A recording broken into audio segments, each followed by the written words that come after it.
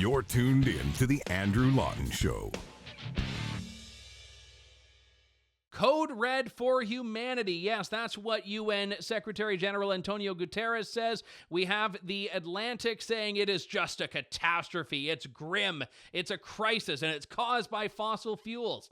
That's the key part here. All of the people that are talking about the grave existential threat that climate change poses to humanity, they want to use that as justification to decimate what they call the fossil fuel sector, to decimate the oil and gas sector, a sector that in Canada is significant to the economy and is also on the cutting edge of dealing with a lot of these issues that they say are so grave, but that side of the story doesn't get told. One guy who never shies away from telling this story is Marc Morano. He is the author over at climatedepot.com and also of the great book Green Fraud, Why the Green New Deal is Even Worse Than You Think. Marc Morano joins me now. Marc, good to talk to you. Thanks for coming on today. Good to talk to you, Andrew. Happy to be here. Thank you. Now, the media is taking this as the big gloom and doom scenario. There's not really anything new in this. I mean, these are the same sort of predictions and extreme rhetoric that we've been getting for years from the IPCC. It's exactly the same recycled stuff going back to 1990 when they first started this. The best analysis I saw was just recently written by a climate statistician, Dr. Matt Briggs. And he literally said that he thinks all that they did between this report and the previous report is they put in a find and replace in the document, and they changed very likely to virtually certain.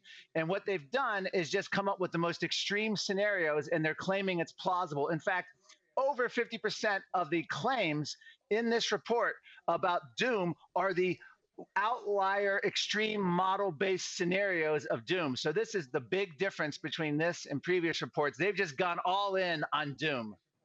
Yeah, one of the things we saw, certainly in a Canadian context, where a lot of my listeners are in the COVID pandemic, is that when you make a modeling projection and you go with the most extreme scenario and it doesn't pan out, people realize, oh, well, okay, maybe we shouldn't put too much stock in modeling. But on climate, that hasn't happened yet, mainly because they keep making these projections just far enough out that they can't be proven wrong. And then when they are, well, they've already moved on to the next thing, so it doesn't matter.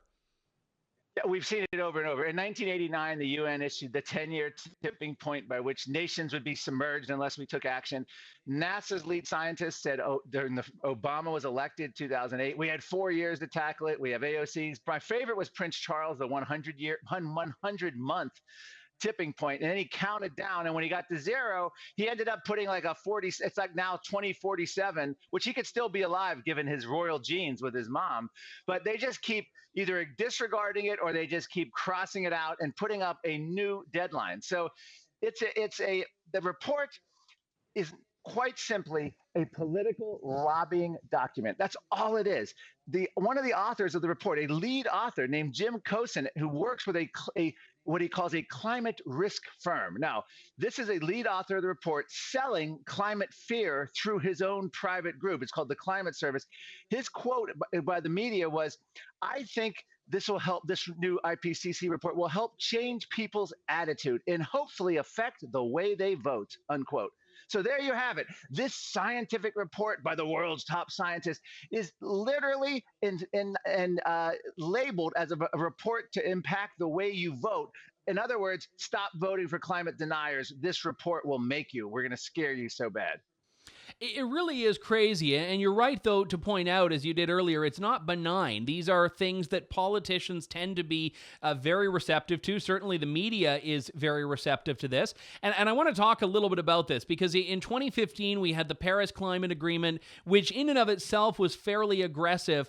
And now as the UN heads toward COP26 in Glasgow, the entire mandate seems to be based on, Paris didn't go nearly far enough. One of the goalposts they're moving is, to keep global warming from a 2-degree rise over pre-industrial levels to now 1.5. That's the target they're moving towards. And all of these basically will compel these governments that have decided to hitch their climate agendas to these initiatives and to these reports to do some drastic measures. I know in the U.S. where you are, you've got the Green New Deal, which is being pursued. In Canada, we've got a Liberal government that would basically just want to completely rip up any shred of the oil and gas sector. What is it that really is being called for here?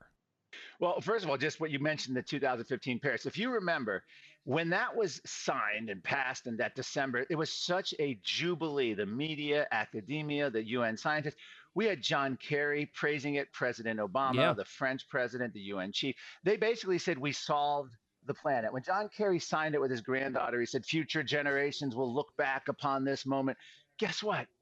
6 months after they did that, we had to save the world all over again. There's no criteria. This is an important point because you brought up the 2015. There's no criteria by which we've solved climate change. It's an endless cycle of always getting worse, always getting more extreme. Just to go back to this other analysis that just came out today, it's okay if you're wrong. You can be wrong for decades, but if you're always wrong, if you're wrong in the direction the leaders want you to be, there's no cost. And we're seeing that all across the climate. In other words, you can make outrageously bad predictions, but no one calls you on it. But if you challenge one of those incorrect predictions, you are an evil denier and you'll be dethroned. Now, you asked me specifically what's in this report. Well, they are predicting mostly with the weather extremes they're going after. They're saying essentially that this is code red for humanity, first of all in temperature, but also in floods, hurricanes, droughts, tornadoes, storms.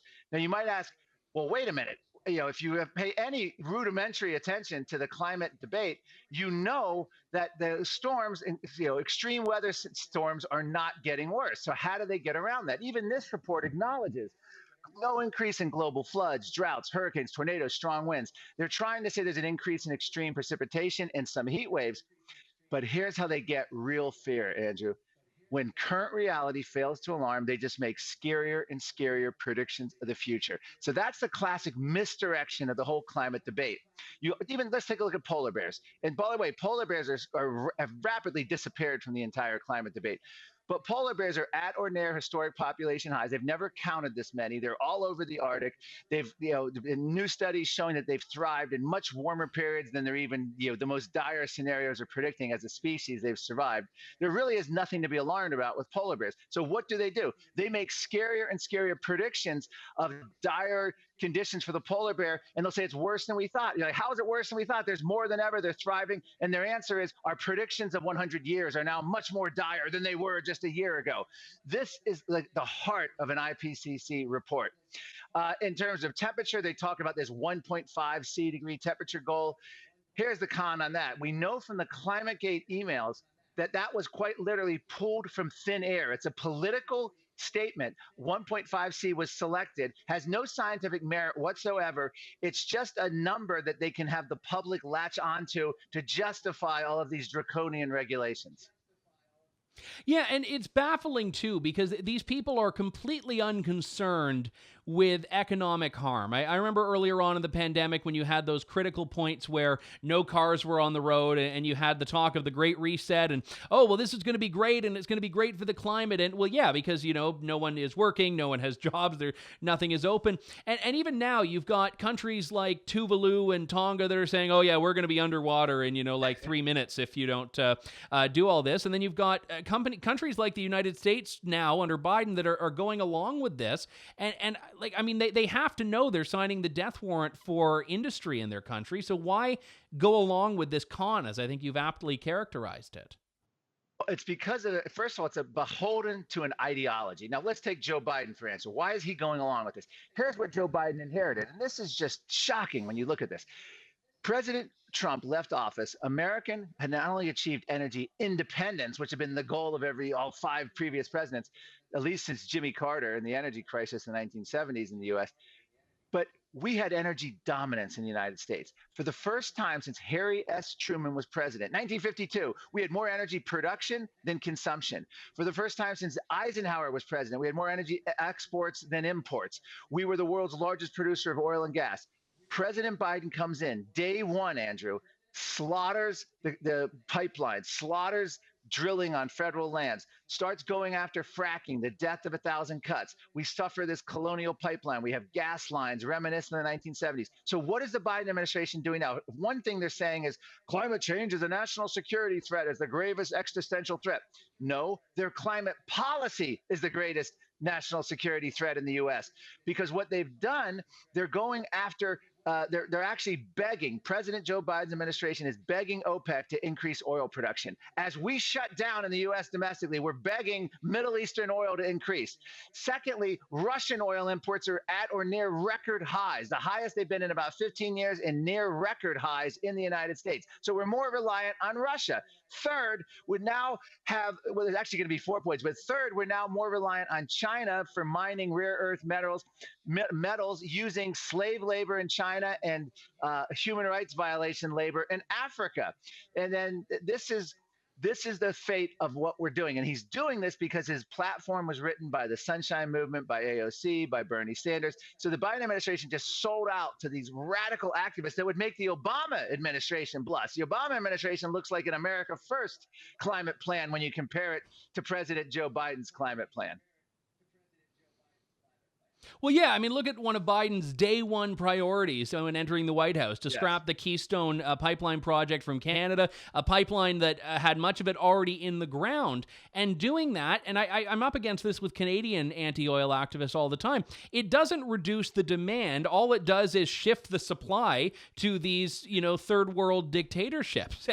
And again, it doesn't actually reduce overall consumption. It's just mind-boggling. But this is the state of where we are. This is what my book, Green Fraud, is all about. It's just we've taken logic and science and technology, and we've turned it all on its head for this insane agenda that's going to hammer America and Canada first. Well, and that is a great book, Green Fraud, Why the Green New Deal is Even Worse Than You Think. And I always make sure to check out what you're writing on a day-to-day basis at climatedepot.com as well. Marc Morano, thanks so much for coming on. It was great. Thank you, Andrew. Appreciate it. That was great. Very, very necessary. And again, as we hear from all these politicians, and I'm sure we're going to be hearing in the campaign as well about this dire existential threat, we know Justin Trudeau is going to be citing this IPCC report to tell us why we all have to pay more and use less and all of that stuff. But again, this is nothing new, and it's also not even true. Thanks for listening to The Andrew Lawton Show. Support the program by donating to True North at www.tnc.news.